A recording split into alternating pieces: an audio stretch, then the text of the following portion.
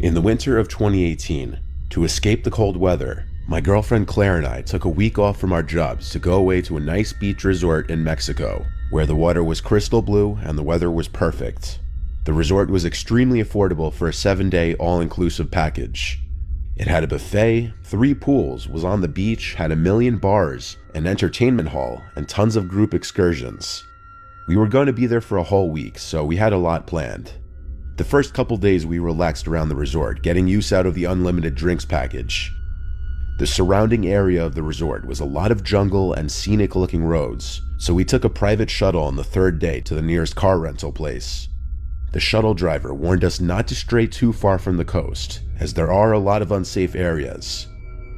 We rented a Ford Fiesta. There weren't exactly any Mustangs or Camaros at this rental place. The car rental place was in a small city about 5 miles up the road from the resort. There was basically this one long road that ran along a bunch of resorts, and next to this road was miles of jungle and occasional small towns. We drove south on the road until we ended up in Tulum. The actual city of Tulum was less appealing than I had imagined, considering a lot of my friends were always talking about wanting to go there. We drove through the Tulum area and then back up north. We found a dirt road into a jungle area, and decided to just drive through it and see where it goes. On either side of us was just jungle, probably for miles. We drove down this wide dirt road, enjoying the scenery and little off-roading experience, though Claire seemed to think we shouldn't be on a dirt road like this in a rental in fear of dirtying it up, and I agreed. So we did a 3-point turn and started heading back in the direction of the main road. Eventually, we were stopped by these 3 men walking out from the jungle onto the road. We both simultaneously said, "Oh no," knowing this could be trouble. I brought the car to a halt and lowered the window a little bit as one of the men came up to it and started speaking in Spanish. I said no hablo español, and things started to get a little heated. One of the other men came to Claire's window and knocked on it. I told her not to lower it. The guy at my window started saying money, money, and I saw the one man still in front of the car making his way to my window as well, and he pulled a knife out of his right pocket. I stepped on the gas and the car jumped forward. The 3 men were yelling and running after us, but obviously they couldn't run faster than a car. Our hearts were in our throats from that encounter. I didn't let up on the gas until we made it off the dirt road. After that, we didn't really want to drive around anymore. We brought the car to the resort parking lot and left it there. We didn't want to return it yet, especially since the rentals there were so cheap anyway.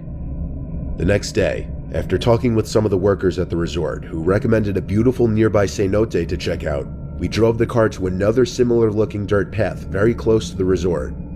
We followed the workers' directions and drove all the way to the end of the dirt road, then parked when we saw a sign for the cenote. We found it without issue, and we were the only ones here surprisingly. We didn't see any other cars. We followed the signs down this beautiful scenic pathway. It was a truly peaceful experience that unfortunately had to be ruined when we started feeling like we were being watched. I don't mean we have some 6th sense. I mean we literally heard rustling and footsteps from all around us in the jungle. I told her, let's just keep walking. We continued to follow the signs, and out from nowhere, a man came up to us, once again speaking Spanish. When I again responded no hablo español, he started to attempt to speak in English, and I understood him to be trying to tell us to come with him, that he'd lead us to the cenote. Claire and I looked at each other nervously, and we followed the man. He was leading us a different way than we were originally going. It seemed like we weren't following the signs anymore. Claire tapped me on the shoulder and then pointed at the man's back pocket. There was the handle of a large knife in his back pocket. I whispered to her to run, and then pushed her to start running, and I followed close behind. The man noticed and started running after us, but thank the Lord he was slow. We were easily outrunning him. We made it back to the car, and at first I thought he'd stop chasing us, but as soon as we got in the car, 3 people emerged from the path we just came from and tried opening the car doors. They then started hitting the glass trying to break the windows open. Before any of them could actually break the windows, we were already moving. Claire was crying. Hell, I wanted to cry too. 2 days in a row of this.